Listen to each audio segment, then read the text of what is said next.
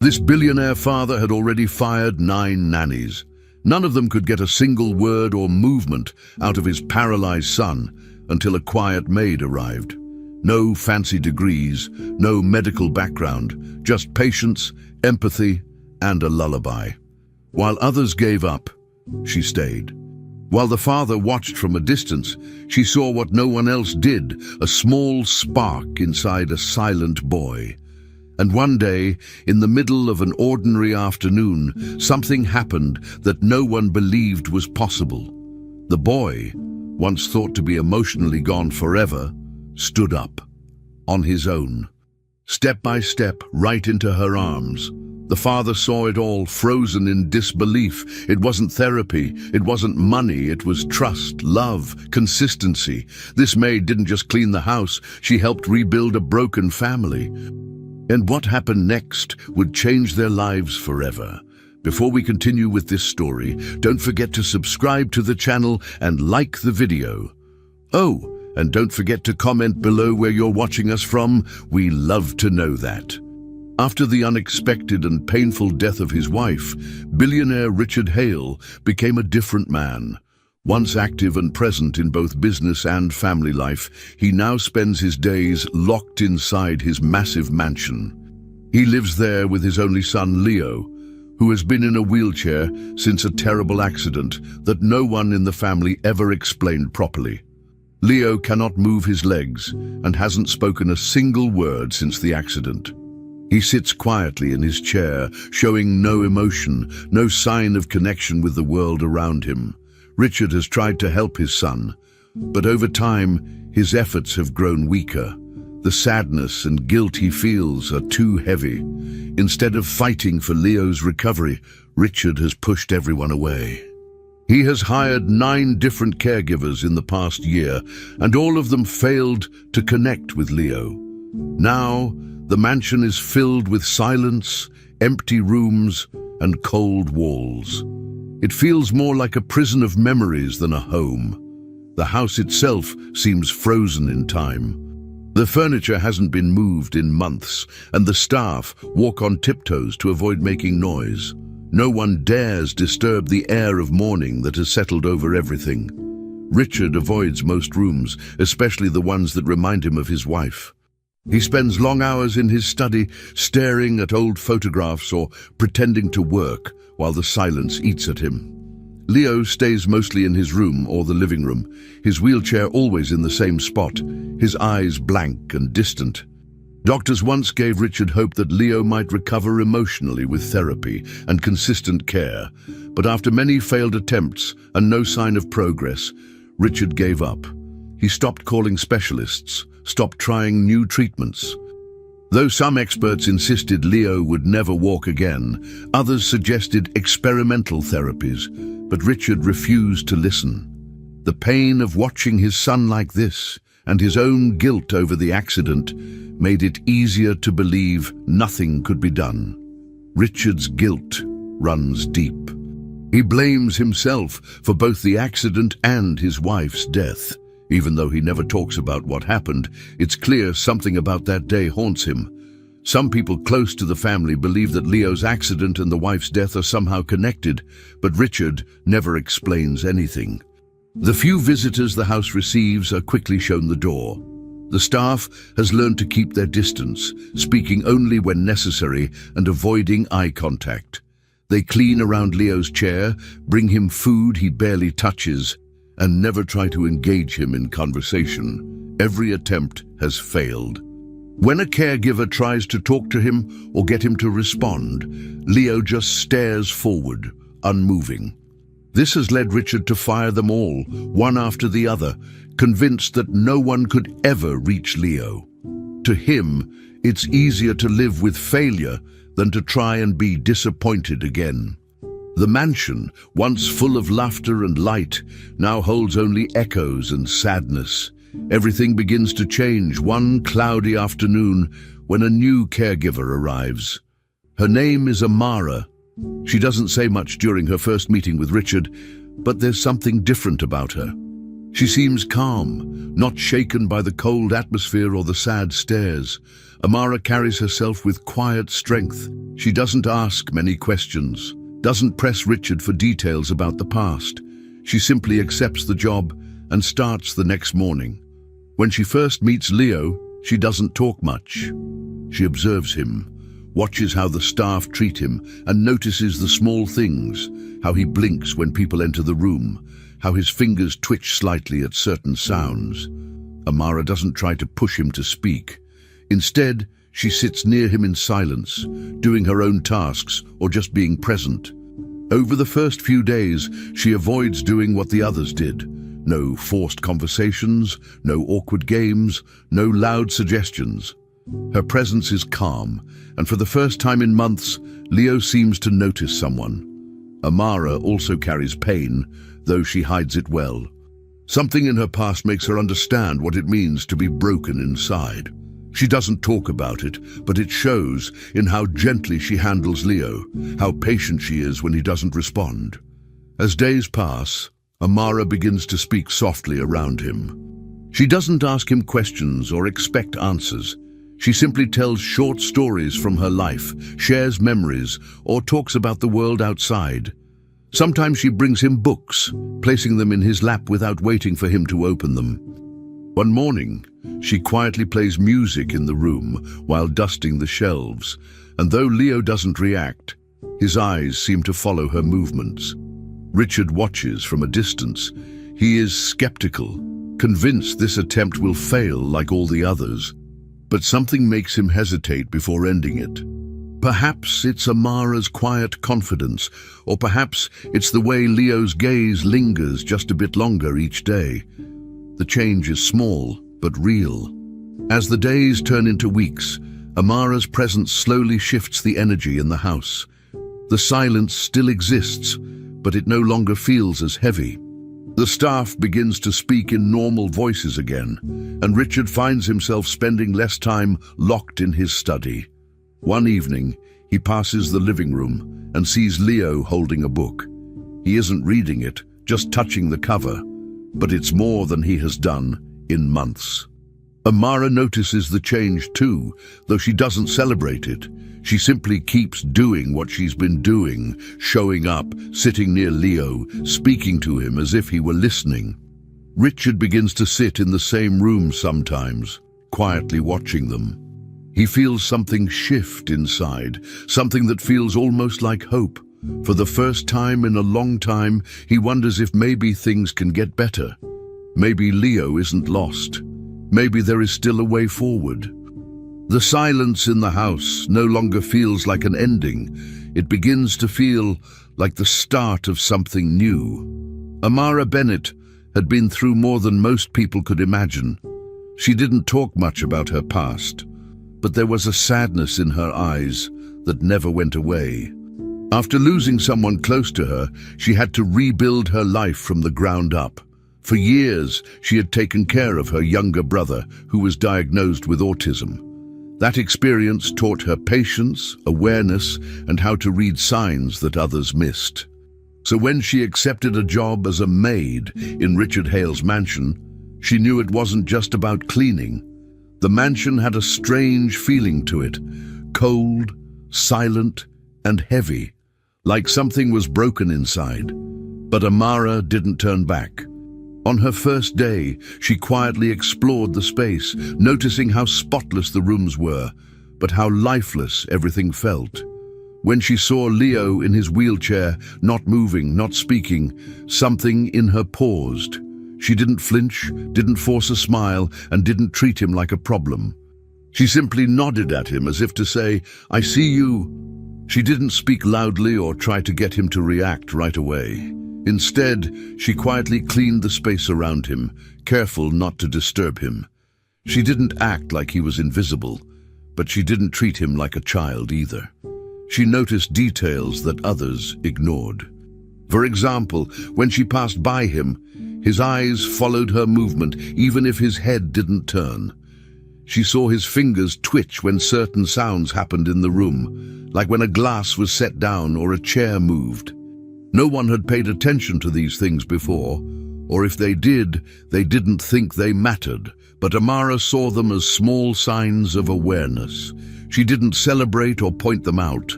She just stored the information in her mind, learning how Leo responded to his surroundings.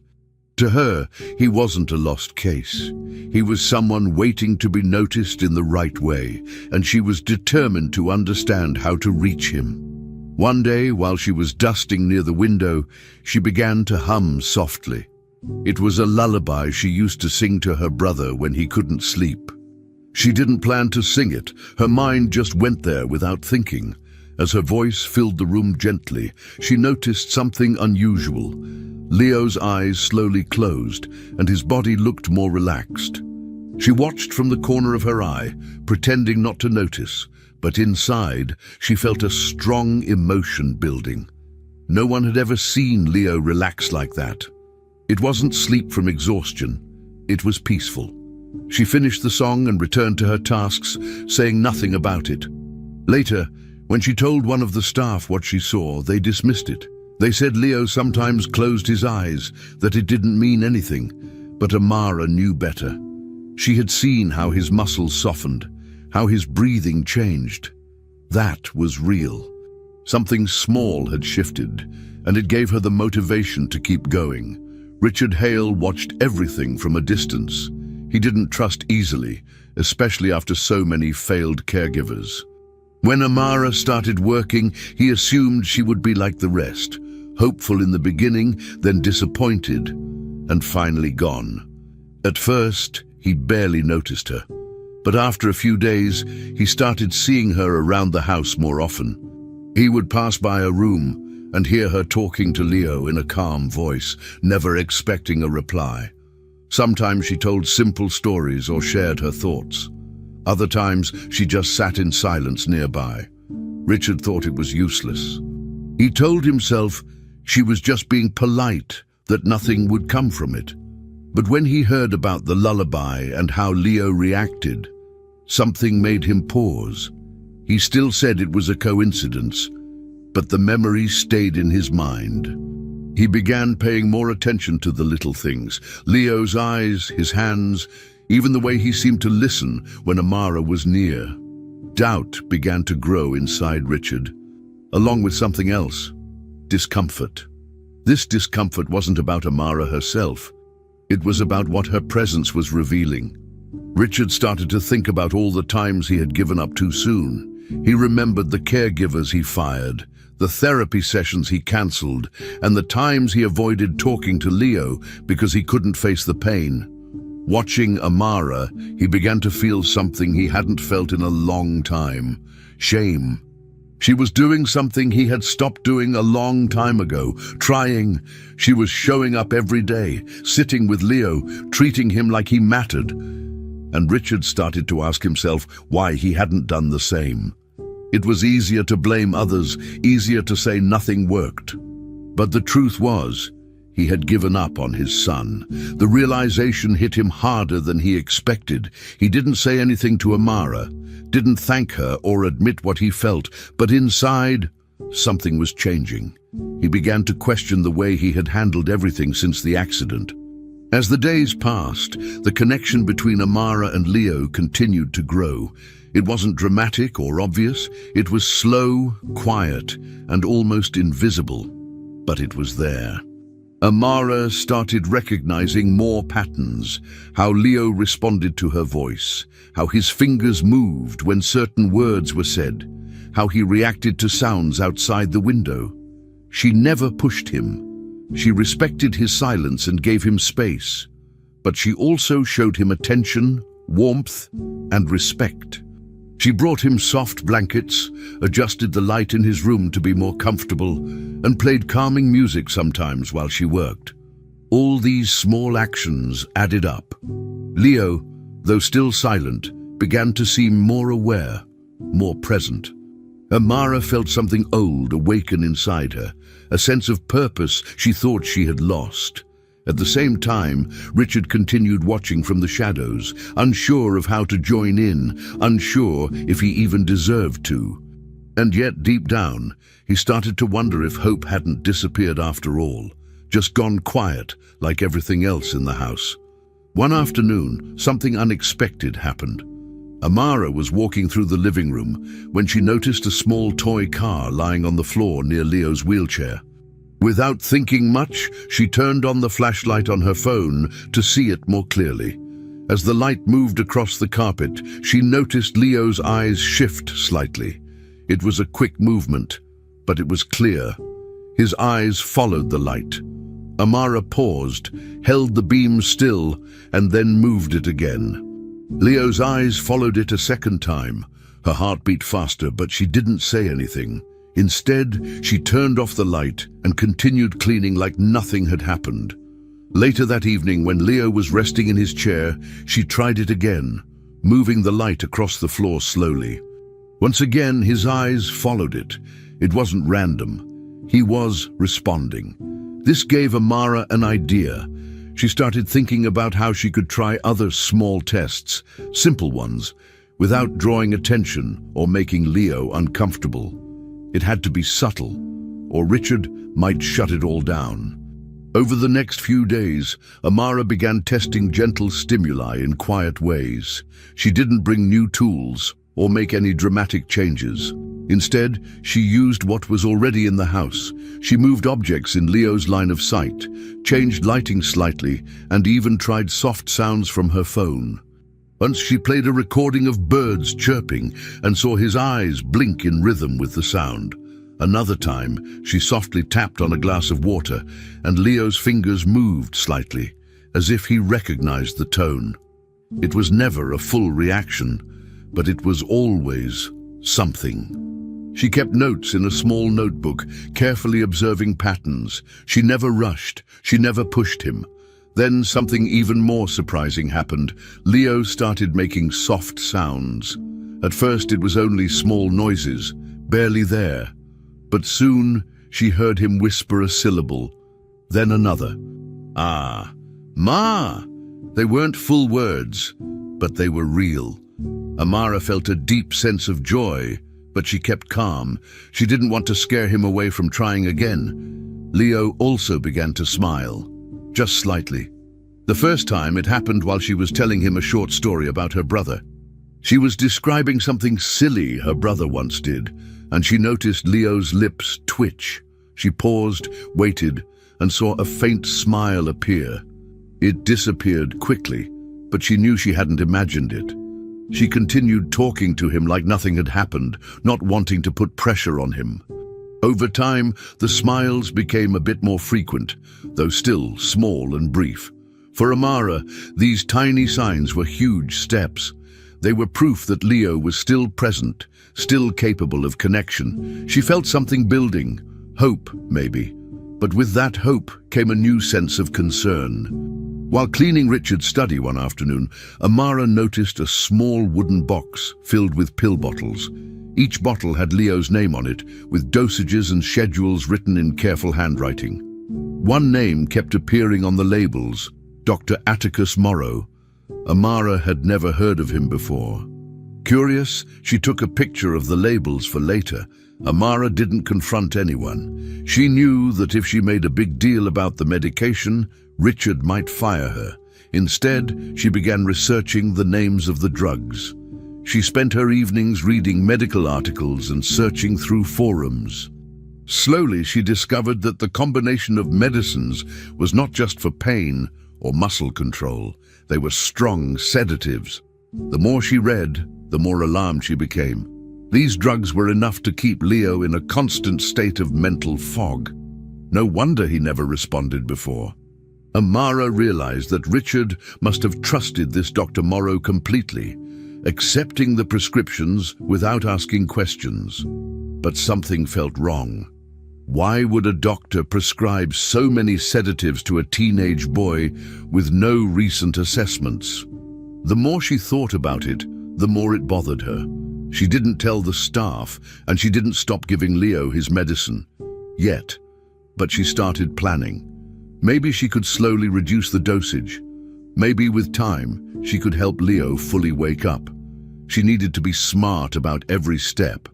Meanwhile, Richard began noticing changes too, though he didn't want to admit it.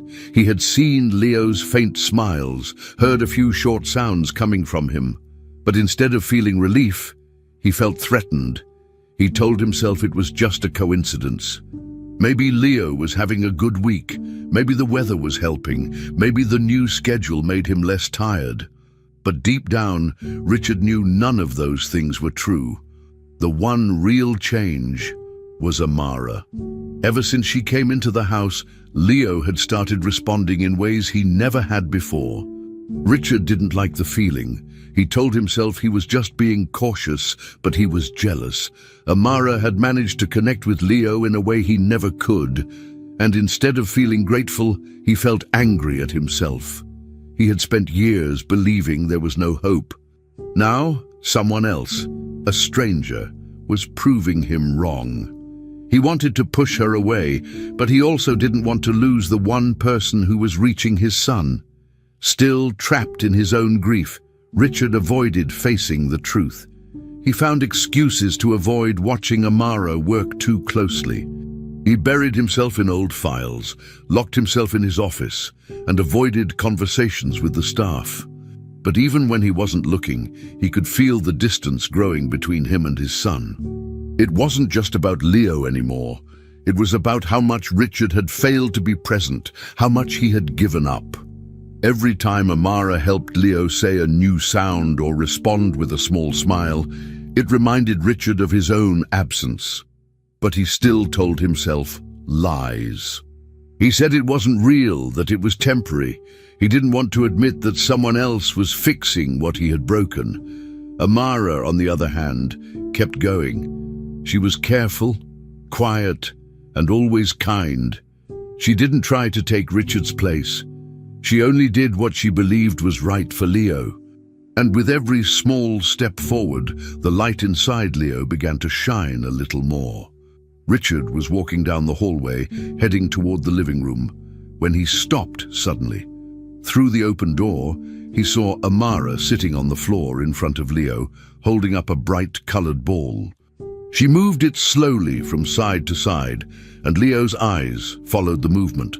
Then she gently placed the ball on his lap and clapped her hands softly.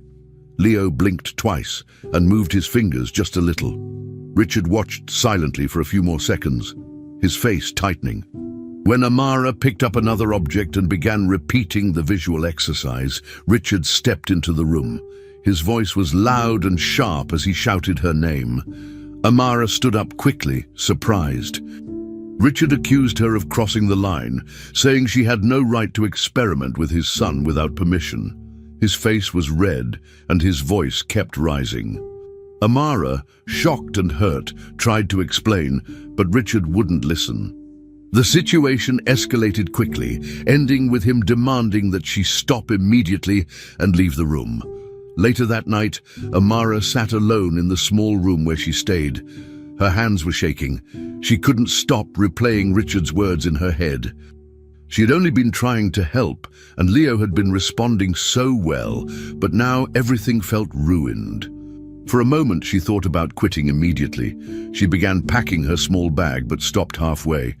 After sitting on the bed for a long time in silence, she made a decision. She wouldn't leave right away.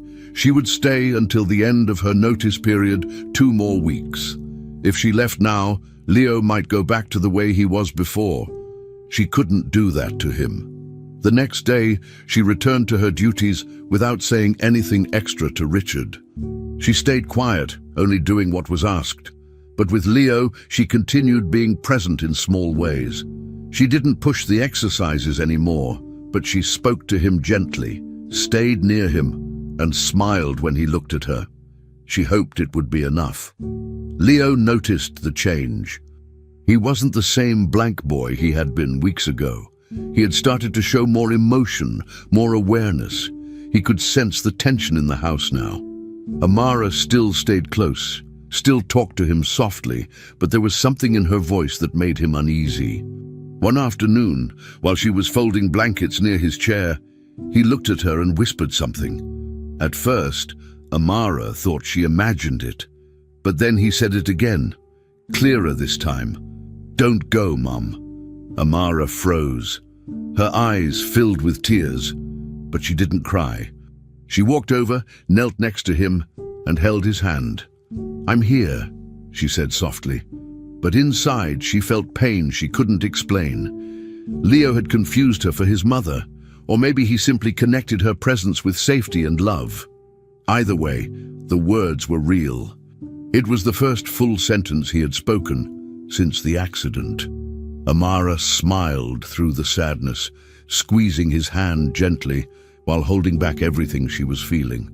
Richard heard about it from one of the staff. At first, he didn't believe it. When he asked Amara directly, she confirmed it without emotion. "He said it to me. I didn't ask for it." Richard stood in silence. Something inside him broke a little. He didn't know how to respond. For the first time, he realized that pushing Amara away might undo the only real progress Leo had made in years. But at the same time, he still felt hurt. Hurt that someone else had reached his son. Hurt that Leo saw someone else as his mother. The idea burned inside him. But behind the anger was something new. Doubt. What if his choices had been wrong all along? What if his overprotection, his routines and his fear had stopped Leo from healing? That night, Richard sat in his study with the lights off. He thought about his wife, about the accident, and about everything that had happened since. For the first time, he asked himself a question he had avoided for years. Had he been the problem? The days that followed were filled with tension. Richard and Amara barely spoke, and when they did, it was short and forced. The atmosphere in the house was heavy. The staff noticed it too. But despite the discomfort, Amara stayed true to her choice. She continued caring for Leo quietly, gently, and Leo responded more each day. He laughed once during a story. He touched her hand when she placed a toy in front of him. These moments were small, but they filled the space with a kind of warmth that hadn't existed in the mansion for years. Richard often stood behind doors, watching without being seen. He saw the joy in Leo's eyes, the peace in his body language, and the way he looked at Amara. It made Richard feel something he hadn't allowed himself to feel: hope. But it also reminded him of how far he had drifted from his son. He wanted to step in, to try, but he didn't know how. Pride held him back, and guilt kept him silent. Despite the emotional distance between Richard and Amara, the connection between her and Leo continued to grow. It wasn't just about care anymore. It was about trust. Leo felt safe with her. The house, once cold and dark, began to change. The rooms felt more alive. The silence wasn't so heavy. Even the staff walked with more ease. There was no dramatic change, no big moment where everything was fixed. But step by step, things were shifting. Amara stayed focused on Leo, knowing her time was almost over. She didn't push for more. She didn't try to fix Richard. She only wanted Leo to feel stable before she left. Richard, on the other hand, battled his own thoughts daily. Should he ask her to stay? Could he admit that she had done something he couldn't? As each day passed, the decision weighed on him. One thing was clear to both of them. Amara's presence had brought light into the house, and even with all the conflict and emotion, that light had reached a boy who had once lived in complete silence. It was a quiet afternoon, with bright sun coming through the large windows of the living room. Amara had opened the curtains earlier to let the light in, something she did often now. Leo was sitting in his wheelchair near the center of the room. On the floor, just a short distance away, was a small notebook that had fallen. It was one of the notepads Amara used when telling stories or playing simple memory games with him. Leo looked at it for a few seconds, then slowly leaned forward. He stretched out his arm, trying to reach the notebook. His fingers came close, but not close enough. The wheelchair shifted slightly, and Leo nearly lost his balance. Amara, who had been folding towels nearby, turned quickly and dropped everything in her hands. She rushed to him, knelt in front of the chair, and gently held out her arms. Her voice was calm but firm as she said, "Stand up. You can do it." Her eyes stayed on his. It wasn't a command, it was a belief. Leo froze. His breathing became heavier. He looked down at his feet, then back at Amara. No one had ever asked him to stand up before, not like this. Everyone around him had treated it like an impossible dream. Doctors had said his lower body had no real chance of movement again. Even his father never encouraged that possibility. But Amara didn't say it with fear. She said it like she meant it, like she believed he could do something impossible. Leo's hands trembled. His legs, though thin and weak, twitched slightly. His mind was racing. He wasn't sure what was happening inside his body, but something felt different. Amara didn't move or say anything else. She waited. Then Leo whispered something barely audible. "Okay, Mommy, I trust you." The words came out slowly, carefully, as if they surprised him too. Amara smiled, her eyes welling with emotion. She gently moved a little closer, still kneeling, ready to catch him if he fell. Leo took a deep breath, held the arms of the chair tightly, and began to push. His arms shook and his legs trembled as they took on weight they hadn't supported in a long time. Slowly, with enormous effort, Leo began to rise from the chair. Every inch upward felt like a mountain. Amara didn't touch him. She let him fight for each second of balance. His knees wobbled, he clenched his teeth, but he didn't stop. Once he was standing, even slightly hunched, Amara softly said, "That's it. You're doing it." Leo looked straight into her eyes, then down at his own feet. He couldn't believe it. He was up. His legs felt weak but real. Taking a breath, he moved one foot forward.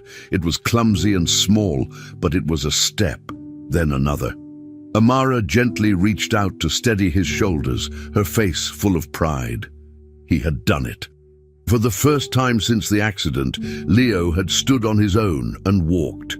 Not far, not perfect, but real. Each second of movement felt like a lifetime. The silence in the room was heavy, but not with sadness, with awe. Unnoticed by either of them, Richard had been standing in the doorway for the last several moments. He had walked in just as Amara knelt and told Leo to stand. At first, he wanted to interrupt, maybe stop her, but something made him stay still. Now, watching his son take steps for the first time, he couldn't move. His body felt frozen, but his emotions rushed all at once. His eyes filled with tears that he didn't try to hide. His mouth stayed shut, but inside, everything was breaking. He wasn't angry. He wasn't confused.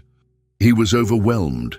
Richard had never allowed himself to believe this could happen. To him, Leo's wheelchair had been a permanent reality, and any hope beyond that had only caused more pain.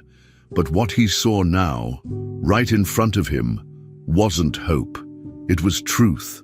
Leo had just walked. The boy who never spoke, never smiled, never moved, had taken real steps. Richard's heart ached, not from sadness this time, but from the shock of seeing a miracle unfold in his own home. The moment shattered everything Richard thought he knew. For years he had carried guilt, sadness, and fear. He had tried to protect Leo from more pain, but in doing so, he had also built walls around him. Watching Leo walk, Richard saw those walls fall. He began to realize how much he had limited his son, not because he didn't care, but because he was too scared to believe again. His approach had been all about control and fear. Amara's was different. She gave Leo space, belief, and a reason to try. Richard stood silently for a few more seconds, then slowly stepped back from the doorway. He didn't want to interrupt. This was Leo's moment. Inside him, something was changing. For the first time, he didn't see Leo as a broken boy or a reminder of tragedy. He saw his son for who he truly was, a strong, brave child with endless potential. The image of Leo standing on his own burned into his memory, pushing away years of sorrow. Richard wiped his eyes and walked away quietly. From that day forward, the house no longer felt the same. It wasn't just about the furniture or the silence in the halls. It was about the energy, the feeling in the air. Something invisible had shifted. The moment of Leo standing had opened a door. Amara continued to care for him with the same patience and care, but now there was a new energy between them, a quiet confidence. Leo still used his chair, but he now tried to move more often. His body remembered that feeling of standing, and so did his heart. Richard kept his distance at first, watching from afar, trying to understand this new world they were living in. But inside, the heavy fog he had carried for so long began to lift. For the first time in years, he saw his home not as a reminder of pain, but as a place where healing was possible. And all of that began with one sunny afternoon, a fallen notebook, and a boy who trusted someone enough to stand up and take his first step. Amara sat at the kitchen table with a piece of paper in her hand. On it was the name that had been bothering her for weeks, Dr. Atticus Morrow. She had seen it on all of Leo's medication bottles. The name was always printed clearly, along with complex instructions and strong doses. Amara couldn't ignore her suspicion any longer. She knew something wasn't right. That day, she called an old friend from her past, Julia, an experienced ophthalmologist who now worked in a private clinic. They hadn't spoken in months, but Julia still trusted her. Amara explained the situation briefly and asked if she could check the doctor's background. Julia agreed and promised to dig around in medical records and old news databases. Later that evening, Julia called back, her voice serious. What she found was disturbing. Dr. Morrow had been involved in illegal activities. He had manipulated drug formulas and performed unauthorized tests on children. Several reports accused him of using unapproved treatments, and after a public scandal, he lost his license and disappeared. Julia continued explaining that although Dr. Morrow was no longer allowed to practice, some of his prescriptions and drug formulas were still being used through underground channels. Amara listened in shock as Julia listed medications that matched what Leo had been taking. These weren't harmless pills. They were strong, sedative mixtures that could severely limit brain activity and emotional response. Amara thanked Julia and hung up the call, her hands shaking. Everything made sense now. Leo's slow reactions, blank stares, and mental fog weren't just part of his trauma. He had been under the effects of dangerous medication for years. She knew she had to tell Richard, but she wasn't sure how he would react. That night, she waited until Leo was asleep, then went to Richard's office. She handed him the printed information and sat in silence as he read. His hands trembled, his face changed. His body leaned forward like it couldn't carry the weight anymore. When he finished reading, he didn't say anything right away. He just stared at the paper, stunned. Finally, Richard spoke, but his voice cracked. He admitted that he had met Dr. Morrow through a private contact shortly after the accident. At the time, Leo was unresponsive and difficult to manage. Richard was desperate. He said the doctors gave him no hope. Traditional therapies weren't helping, and Leo had started having sudden outbursts and panic episodes at night. Richard had been terrified of losing what little connection he had left with his son. When Morrow came into the picture, promising calm and control, Richard accepted it without thinking twice. He didn't ask enough questions. He didn't check the man's credentials. He just wanted peace, even if it came through pills. Richard covered his face with both hands. He said he thought he was protecting Leo, but now he realized he had been numbing him. He couldn't stop crying. Amara sat beside him, not speaking. There was nothing to say. The truth was out. Richard had unknowingly allowed a fraud to shape his son's life, and now he had to make it right. The next morning, Richard gathered all of Leo's medications and threw them in a sealed bag. He gave the instruction to stop every single one immediately and called in a proper medical team to monitor Leo's condition during the transition. Amara stayed by Leo's side every hour, watching closely for any change. The first day without medication, Leo seemed tired and unfocused. The second day, his eyes stayed open longer. By the third day, something different began to happen. Leo started blinking more often, tracking sounds faster, and turning his head toward movement. He even reached for a spoon without being told. Amara felt tears in her eyes every time he did something new. Richard, too, began spending more time in the same room, observing quietly. Each improvement was small, but it felt like a new version of Leo was waking up. It was as if a heavy curtain had been lifted from his mind. The change was slow, but real. Leo was not just reacting, he was engaging. His body and mind were reconnecting. By the end of the week, Leo was not only more alert, but also more expressive. He laughed at a short cartoon clip that Amara showed him. He hugged her for the first time, holding on longer than expected. Richard saw it all. He didn't try to stop it this time. He didn't walk away or make excuses. He sat down next to them and placed his hand on Leo's shoulder. For the first time, there was no tension, no fear, just acceptance. Richard looked at Amara and said quietly, "Thank you." It wasn't just gratitude. It was something deeper. It was recognition. Amara hadn't only helped Leo, she had saved him. She had gone where no one else dared to go. She had questioned what others accepted. Richard realized how wrong he had been, not only about Leo's condition, but about Amara's presence. She wasn't a simple employee. She had become the bridge between a lost boy and a broken father. And now, for the first time, they all had a second chance to rebuild. From that moment on, Richard stopped making decisions alone. He invited Amara to be part of the conversations about Leo's care. He listened to her ideas, asked her opinion, and trusted her judgment. It wasn't easy for him. Letting go of control never had been. But each time Leo responded with more life and emotion, Richard understood it was the right choice. The house, once dark and filled with silence, had changed. There was movement now, and more than that, there was hope. The truth about Dr. Morrow was painful, but it also became the turning point they all needed. Leo had been kept limited by something they didn't understand, and Amara had been the one to bring that truth forward. Her presence had started as a job, but now she was part of the family. Richard no longer saw her as a threat or a mistake. He saw her as essential. And most importantly, he saw his son not as someone broken, but as someone finally waking up to the world around him. It was late in the evening when the thunder started.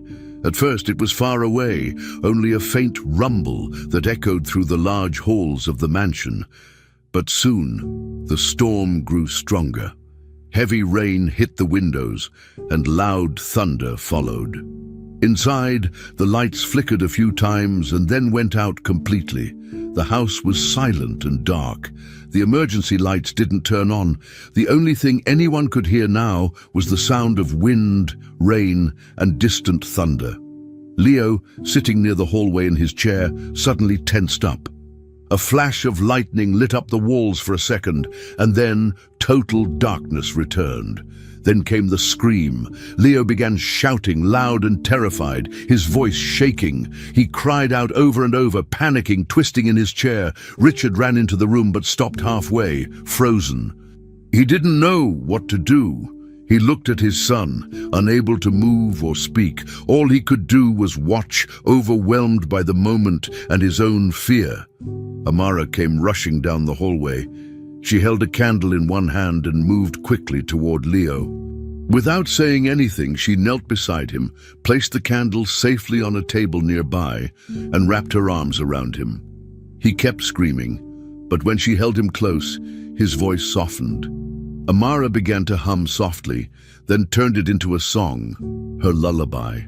It was the same one she had sung weeks ago, the one Leo had once fallen asleep to. Her voice was low, calm, and steady. She rocked him gently as she sang, holding him close to her chest.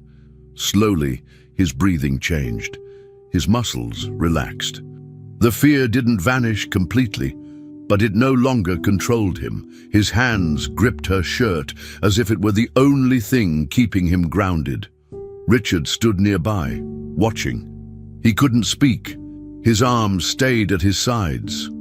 For the first time, he truly saw how powerless he was in moments like this, and how deeply Leo needed Amara's strength, calm, and presence. Leo finally rested his head on Amara's shoulder. His body was still shaking a little, but he wasn't screaming anymore. He let out small whimpers, but even those faded as the song continued. The candle's light flickered on the wall, creating slow-moving shadows that filled the space. The house, once again, felt like it had stopped in time. Amara didn't stop singing. She gently stroked Leo's back, whispering between lyrics. Her voice had no fear in it, just quiet strength. Richard watched the scene from a few feet away. His breathing was shallow, his eyes were wet, though he didn't cry. Instead, he lowered himself to sit on the edge of the couch, still watching. The song reminded him of someone, his wife.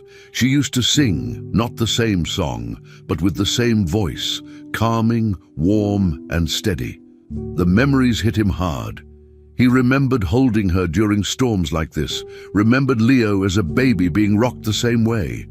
It was painful, but for the first time, the memory didn't break him. Richard stayed silent, listening to the lullaby continue. The sound echoed quietly through the dark mansion. Outside, the storm kept roaring, but inside, there was a strange sense of peace. Amara's arms never left Leo. Her hands kept moving slowly, her voice steady. It was like watching someone rebuild something piece by piece, carefully, gently, without rushing. Richard saw it all. The way Leo trusted her, the way he let his guard down completely, the way he reached for her without hesitation. Richard felt like an outsider, but not in a painful way this time. It was more like he was being shown something he didn't understand yet. After what felt like a long time, Amara looked up and met his eyes. She didn't say anything, and she didn't have to. Her expression said everything. She was there, and she was staying. Richard looked down and quietly whispered, "Thank you." It was soft, almost too low to hear, but Amara heard it. Her expression softened, and she nodded slightly, still holding Leo in her arms. As the storm began to fade, so did the tension in the room. The rain continued, but the thunder was more distant now. Leo was asleep in Amara's arms. Richard stayed where he was, unsure of what to do next. He didn't want to break the moment, didn't want to ruin the rare peace that had finally settled over his son. Amara gently shifted Leo, adjusting his position to make him more comfortable. She picked up the candle and set it on the table closer to Richard, letting the light reach him. Then, without thinking, she reached out and held Richard's hand. The touch was soft, without pressure. It was a simple gesture, but it felt powerful. Richard looked at her hand, then at her. He didn't pull away. He let the moment stay, silent and steady. For the first time, he didn't feel alone. Amara didn't speak, and neither did he, but something had shifted, something important. The walls between them had started to break down. In the quiet, a new kind of connection began. That night marked a change neither of them could deny. It wasn't just about surviving the storm or calming Leo. It was about what the moment meant. Richard, for the first time, had accepted that he couldn't do everything alone. He saw that love didn't always look the way he expected. Sometimes it came through patience and presence. Sometimes it came through lullabies in the dark. Amara had stepped into a role no one had asked her to take, but she did it because it was right. Leo, scared and overwhelmed, had found peace not through medication or silence, but through music and trust. And Richard, broken for so long, had finally allowed someone to hold his hand. That small touch was the beginning of something new. It was the start of mutual trust, built on shared pain and slow healing. The mansion, once filled with grief and cold emptiness, now felt a little more alive. That night, for the first time, it started to feel like a home that could be reborn. After the medications were completely stopped, Leo began to change quickly. Every day brought new progress. His body, once slow and stiff, now moved with more control. At first, he walked only a few steps at a time, using furniture or Amara's hand for support. But those steps turned into short walks across the room. He no longer sat in silence for hours. He began speaking more often. Single words turned into short sentences. He even laughed out loud for the first time in years while playing a game Amara made up using old pillows. Amara and Richard watched him closely, celebrating each small victory. The boy, who had once been hidden behind layers of fear and medication, was now slowly returning to life. Amara spent most of her days with Leo, playing, reading, and talking. Richard, who had once been distant, started to join in. He sat on the floor during playtime, even made silly faces to get Leo to smile.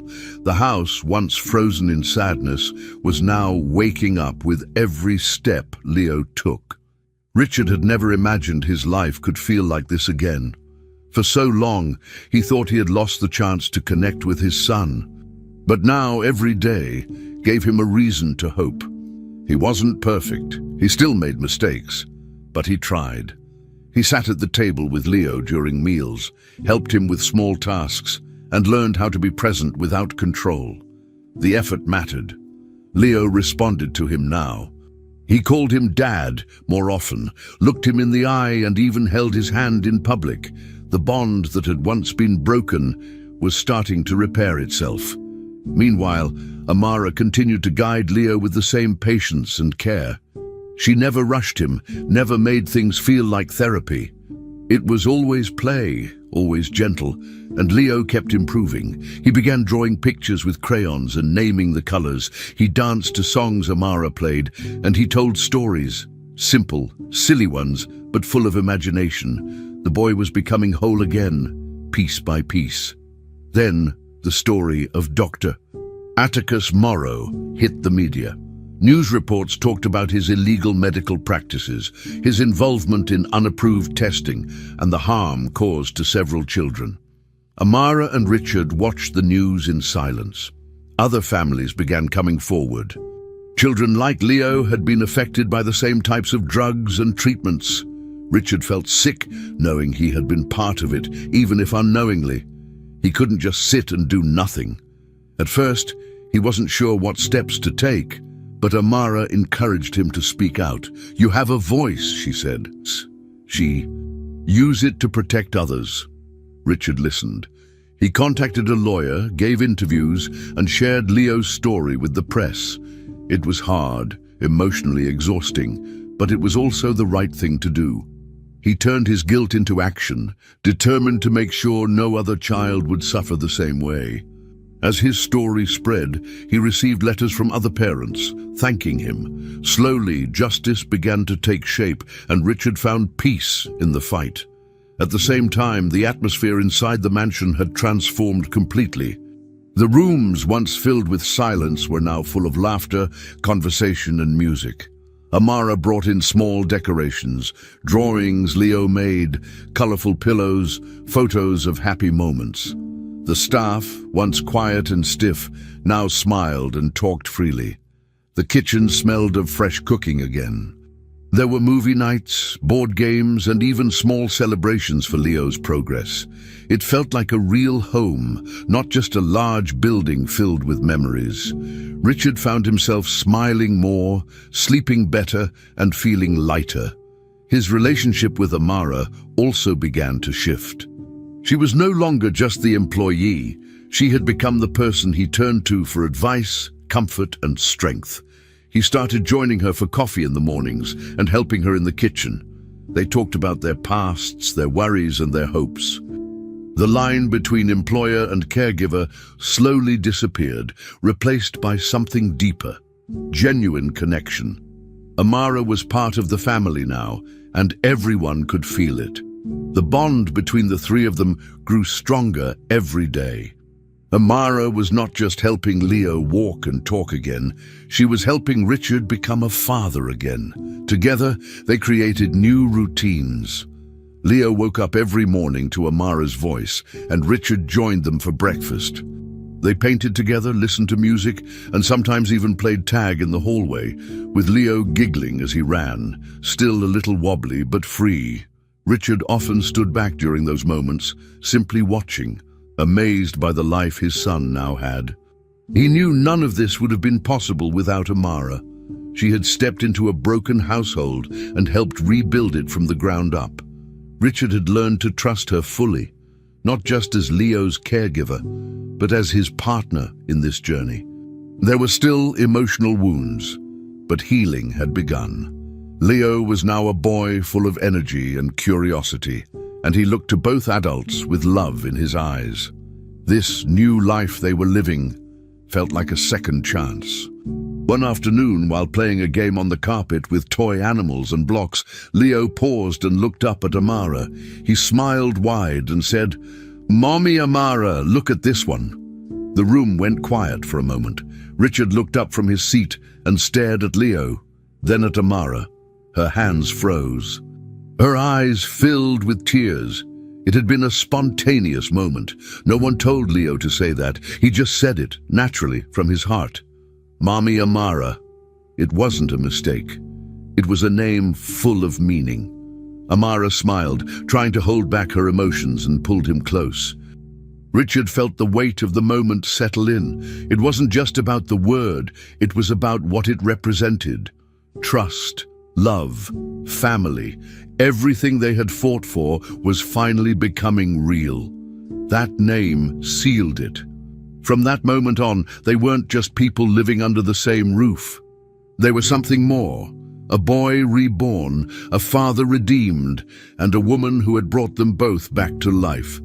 Amara sat in the garden behind the mansion, her phone still in her hand after ending the call. She had just received a formal job offer from a specialized school in the city, a place that worked with children who had motor challenges. It was the kind of opportunity she had dreamed of for years. The school had modern equipment, a strong staff, and a program that aligned perfectly with everything she believed in. They wanted her to join their team as a lead assistant in child development. The position would offer her not only better pay, but also professional growth. But as she looked around the garden, hearing the faint sound of Leo's laughter inside the house, her excitement faded. Telling Richard and Leo about the offer wasn't going to be easy. She kept the news to herself for days. Slowly, she began pulling back, missing playtime, speaking less, keeping a bit of distance. Richard noticed but didn't question her right away. Leo, though, started to look for her more often, sensing that something wasn't right. Amara tried to convince herself she was doing the right thing. The job offer was a rare opportunity, and she had worked hard for years without recognition. But the longer she waited, the heavier the secret felt. Her connection with Leo had grown so deep that even small changes affected him. He became quieter, less playful, as if he could feel her pulling away. Richard, too, began to sense the shift. He didn't understand why Amara had started acting distant, but he didn't want to push.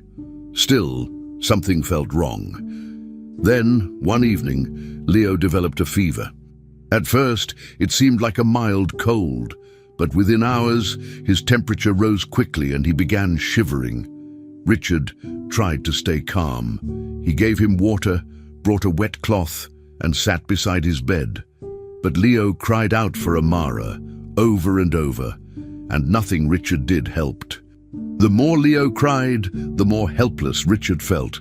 He had come a long way as a father, but in that moment he realized he still didn't have what Amara did. Panicked and unsure, Richard finally picked up his phone and called Amara. He didn't try to hide his fear. "He needs you," he said simply. Without hesitation, Amara came back to the house. She found Leo burning with fever, his body sweating and face pale. She sat beside him, took his hand, and began to hum. Her voice was soft and steady, the same lullaby she had sung through storms and sleepless nights. Slowly, Leo's breathing relaxed. His crying faded, his hands gripped hers gently as she stayed with him through the night. Richard sat on a nearby chair, watching, not saying a word. The hours passed slowly. Amara never left his side, even when Leo finally fell asleep. In that moment, Richard understood something important. This wasn't just about care. This wasn't about routine or duty. This was love, a bond that had formed over months of trust, patience, and presence. A connection that even he, Leo's own father, hadn't been able to build in the same way. When the morning came, the fever had gone down. Leo was still weak but calm. He opened his eyes slowly, blinked a few times, and looked at Amara. His voice was barely above a whisper, but it was clear enough. She stayed. Mommy stayed. Amara froze. Her eyes filled with tears, but she smiled and nodded. Richard turned away, covering his face with one hand. He cried silently, not from sadness, but from the deep realization of what Amara had become in their lives. She wasn't just helping. She had built a safe world around Leo, a world filled with trust, warmth, and care. Richard had tried for years to fix things with money, with doctors, with structure, but Amara had done it with presence. She had stayed, not because she had to, but because she chose to.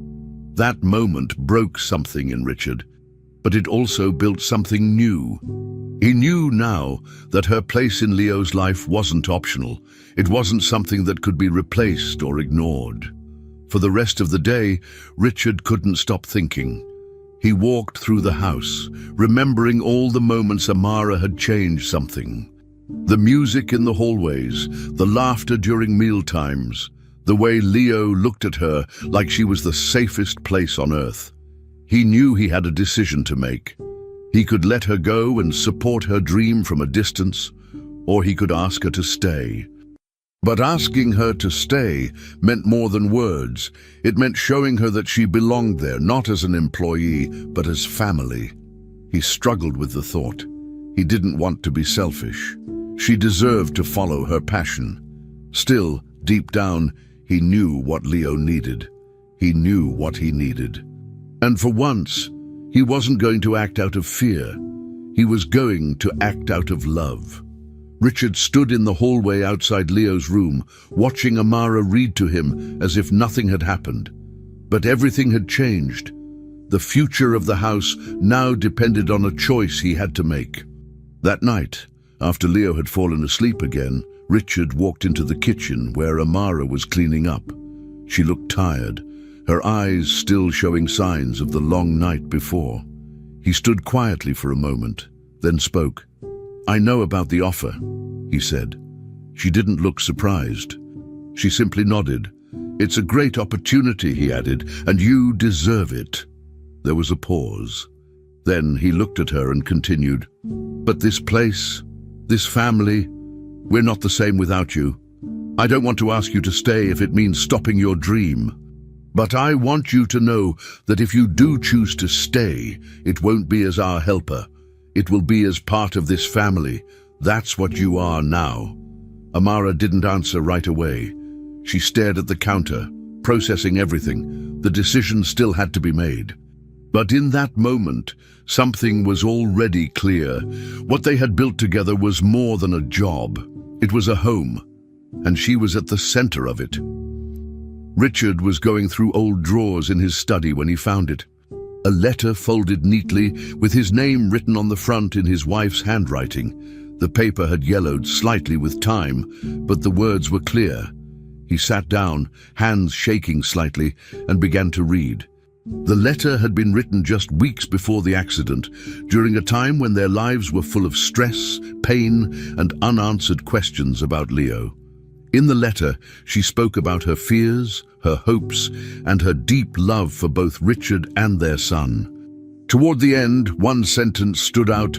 "If I'm not here, promise me one thing. Let others love Leo. Let someone hold him the way he needs. He deserves more than one heart." Richard couldn't hold back the tears. The letter felt like her voice had returned for a moment, guiding him again. He folded the paper carefully and held it close to his chest. Then, without hesitation, he got up and walked through the house to find Amara. She was in the kitchen, quietly sorting groceries with her sleeves rolled up and hair pulled back. Richard stopped in the doorway, unsure of how to start. She looked up and gave him a small smile, but her eyes showed a bit of distance. She was still unsure of where things stood. Richard stepped forward slowly, took a deep breath and said, "I found something, a letter from her." Amara paused, unsure what to say. Then he continued, "She asked me to let others love Leo the way he deserves. She knew she might not be around forever, and now I understand what she meant." His voice cracked as he continued, "I don't need a housekeeper. I don't need just help. I need you. We both do." For a moment, Amara didn't respond. Her eyes filled with tears, and she wiped them quickly. Then she nodded and walked toward him. They didn't hug right away. They just stood close, quiet, with the weight of unspoken words passing between them. Her decision was made. She would stay. Months passed, and the mansion changed more than anyone could have imagined. The cold silence was gone. There was music in the mornings, stories at dinner, and laughter in every room. Leo's progress continued. He walked better, talked more clearly, and began attending a small school not far from home. He made friends, learned songs, and even brought home crafts and drawings. Richard got involved too, helping with projects and reading to Leo at night. Amara was part of every moment, not as a visitor, but as someone fully present in their lives. She became the first person Leo looked for in the morning and the last voice he wanted to hear before bed. The family routines felt natural now. They weren't trying to recover the past anymore. They were building something new. And each day, the house reflected that change. Pictures of joy replaced portraits of pain. Every corner told a different story. It no longer looked like a place where something had ended, but a home where something had truly begun. One special day, the school invited families to a celebration. Each child would walk on stage and present a small message or performance. Richard and Amara sat in the front row, holding hands as the lights dimmed. When it was Leo's turn, he stood at the side of the stage. A teacher offered help, but he shook his head. Slowly, carefully, he took step after step toward the center, walking alone with quiet determination. He held a large sign in both hands. When he reached the microphone, he turned it around. The sign read, "We love you, Mommy Amara." The room fell silent for a second, then filled with applause and tears. Amara covered her mouth with both hands, overwhelmed. Richard smiled through tears, reaching for her hand. Leo stood proud on the stage, looking right at her. That moment didn't need a single extra word. Everything had already been said with that simple message. What had started as healing had now become something more, something complete. That day marked a moment no one would forget. After the applause quieted, Leo stepped back up to the microphone. His voice was small but clear as he began to sing the lullaby that had once calmed him through the darkest nights. Amara joined him from her seat, her voice soft and steady. Richard, after a moment of hesitation, began singing too. Their voices weren't perfect or rehearsed, but they fit together in a way that felt right. The room watched in silence, many holding back tears. That song, once used to chase away fear, now echoed with love and joy. It wasn't just a melody anymore. It was a symbol, a reminder of how far they had come, a story in sound. That moment of music held more meaning than any speech could deliver. It wasn't about performance. It was about everything they had survived and everything they had built together. As the last note faded, the room stayed still for a moment. touched by the unity between them. What was once a broken family had found its rhythm again. Back at the mansion that night, the house looked different, but not because of decoration or furniture. It was the feeling. It was alive. There were toys on the floor, drawings on the fridge, and soft music coming from the living room. The halls that once echoed with grief now carried the sounds of a real family. Richard sat on the couch with Leo asleep in his arms, and Amara rested beside them, gently brushing Leo's hair with her fingers. The woman who had once walked through the doors as a stranger with a cleaning job had become the very heart of the home. She hadn't just cleaned surfaces. She had helped wipe away years of pain, guilt, and silence.